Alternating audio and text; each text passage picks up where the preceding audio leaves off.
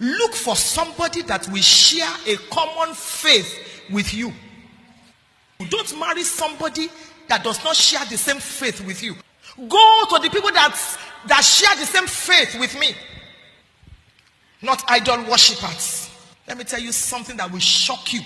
In marriage, you cannot renovate to your taste. I will convert her. I will change my wife. You cannot renovate to your taste. Your wife can never be like you. You will always be different. I've been married for 28 years. Your husband cannot be exactly like you. You can't renovate to your taste. So you better close one eye in prayer. Open the one you will open, let it be wider, so that you look very well before you choose. Marriage is not a weekend affair. It's a lifetime event. It determines everything. It determines everything. In marriage, people continue who they are. They hardly change. There's no compromise about that. You see, that man, it's only 2 bottles of Gouda he drinks. He will change when we start singing in the choir. I will take him to church. You are joking. People hardly change in marriage. They remain who they are. It is the truth. So if you noticed it when you are dating the person or when you are in courtship, you better reconsider. And don't tell me he will change. He smokes only one packet. One stick of cigarette removes 11 minutes from your life. Scientific fact. One stick of cigarette subtracts 11 minutes from your life. So if you think you are enjoying, you are dying. You are not enjoying. So look for somebody that will share a common faith with you. For instance, how you spend your money. You are a born-again Christian and you believe in paying of tithes, and you marry somebody that doesn't believe in that, there will be a crisis. Because how you spend your money depends on your faith. The key decisions of life are based on faith. Don't dance around unbelievers. Don't abandon your faith for marriage. Marry somebody that loves God like you do. Seek God's counsel. Seek God's guidance. Marriage is a very long journey. Without God, the choice may look good today, but it will turn out to be bad tomorrow. Seek God's guidance. What do you sense in your spirit? Is there peace in your heart? If there is agitation, be careful, because you will live with that agitation for the rest of your life. And this is the foundation, or one of the foundations. Look for somebody who can share with you what they have. Don't marry a stingy person. Any stingy person is bad news. In courtship, you are the only person giving. The person is stingy. It's a signal that there is trouble ahead. Married people that have stingy people as their spouses can testify to what I'm talking about. When giving is one-sided, it can be frustrating. Marriage is sharing. It is not a one-way traffic. A stingy man is an irresponsible man. If the market is going to be good, it shows in the money. So the early indications are very important. Don't marry a man that knows only how to massacre food. Each time he visits you, he clears everything. Just eats and eats and eats. Nothing. No handkerchief for you. No, my dear, can you take this? Can I contribute to this? He comes and then he demolishes the food. That is it. He calls you, where are you? He calculates the time you will be cooking. A stingy man is an irresponsible man. And you will see the early indications before you go into marriage. Many lives are not meaningful today because of this. They saw it, but they thought, I'm 32. Better stay single than be frustrated all the days of your life. Right from courtship, days of friendship, days of dating. That's what we call it today. You can see the indicators. How the person takes up tasks, professional tasks, domestic tasks, family tasks. By God's grace, I have 2 boys, biologically speaking. And I tell them every time, use me to rehearse.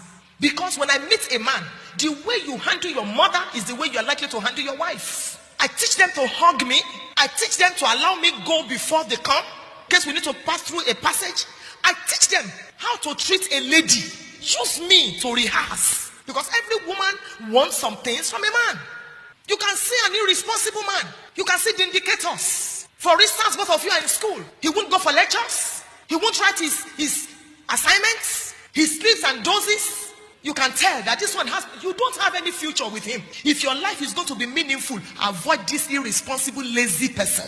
Avoid. In marriage, you can see whether you are a man or a woman, how neat are you? These are indicators. Do you dress your beds together? Even in small matters like that, some husbands, when they wake up, they just wake up. Father, I thank you for today. Have you laid your bed before you started talking to God? Or it is only your wife that lays the bed every morning? It's a sign of irresponsibility. Your wife is not a slave. 28 years running, till this morning, my husband holds the bed sheet on the other side, I hold it on this side. He holds the quilts, I hold it on this side. We lay it together. Sometimes he even lays it when I'm not there. If we go to your bedroom now, what happens? You will think a rat just left this bed. Everything is scattered because you were running late. Your wife is not your slave. Who says that it's only a woman that should lay the bed? And every mother, you teach your boys. Teach them to wash plates. If you have house helps and you use your house helps to pamper your children, I fear for your children's future. I fear for them. Because there are things money cannot buy. Your boys must be able to cook, must be able to pound, must be able to lay their beds, must be able to make their rooms, clean their bathrooms. Very important. If both of you don't know how to lay beds, don't marry. Because there will be problem. You won't believe this. A couple came to report, they had a misunderstanding. They've been having series. And when they were talking, the man said, when my wife wakes up, she will lay only her side of the bed. I said, is there a marriage like that? Things are happening in this world though. She will lay only her side of the bed and she will sweep only her side of the bed.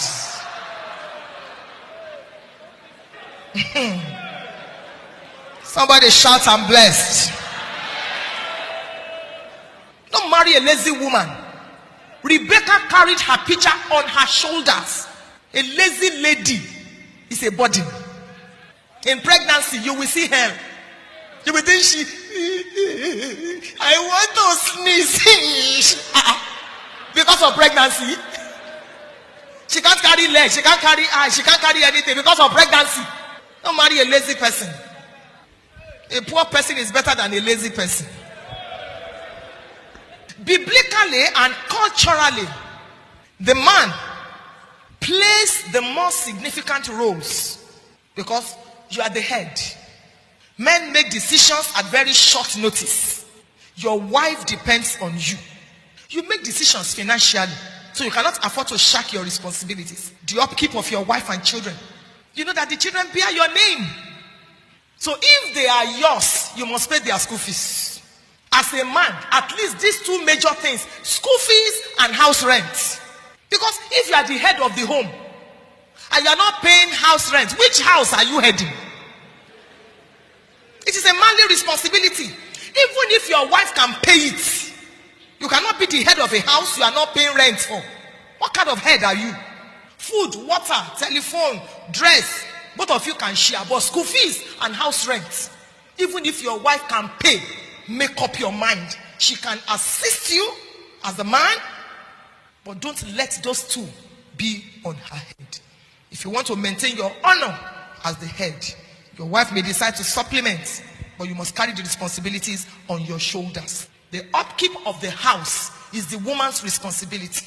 The sign of a clean house is the toilet, not the living room.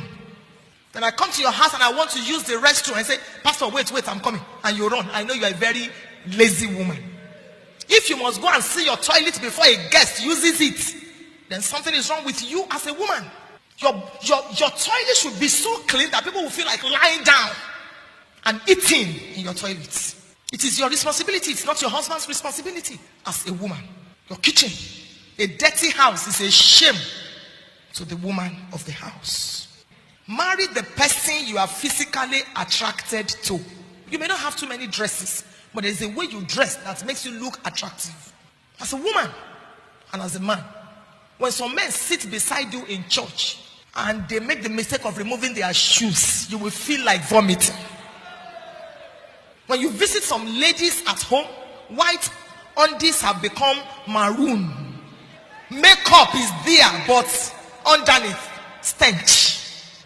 A woman must always make sure that her underneath is clean, in case something happens and you faint. And they have to carry you in church. With all these mascaras, with all this makeup.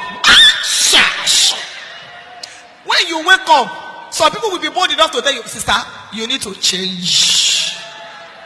Somebody shout, I'm blessed. Know the family you are marrying into. Some families, they are very pompous. Don't marry them. Don't marry from there. In some families, everybody is poor because of laziness. So you don't know them in that family. They don't work. They only drink wine every morning. It's ogogoro. In some families, there is somebody that controls them. It may be the matriarch of the home, the mother. So find out the family before you go into it. Don't just say, yes, it is well. So that you can know how to pray. Maybe husbands die before they are 40 in that family. Maybe it is mommy that controls the homes. Mommy will send for son-in-law, come here. It's my 70th. But if you don't come, there are some mothers like that are so strong-willed, and even their sons shake like Lily, even in spite of the fact that they are married. So that you will know how to take your stand, and then you will know how to pray. Know the family. Some of them are womanizers, so that you know how to break the yoke. The first son impregnated somebody after 2 years of his marriage. So 3 women have 4 children for him. The third bond slept with the house help, and it became a scandal. Even their father, it's just that he didn't marry the woman. When stories like that, don't just put your head in that kind of a family. Pray so that you will eliminate and stop the evil. Once you are convinced that this is God's will for your life. When you notice traits of family weakness. Some people, they always divorce. Find out. And the last one.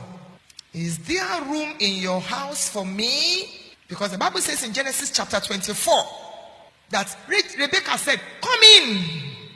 There is provender for you and the camels. Will the family accept you? Will there be parental consent?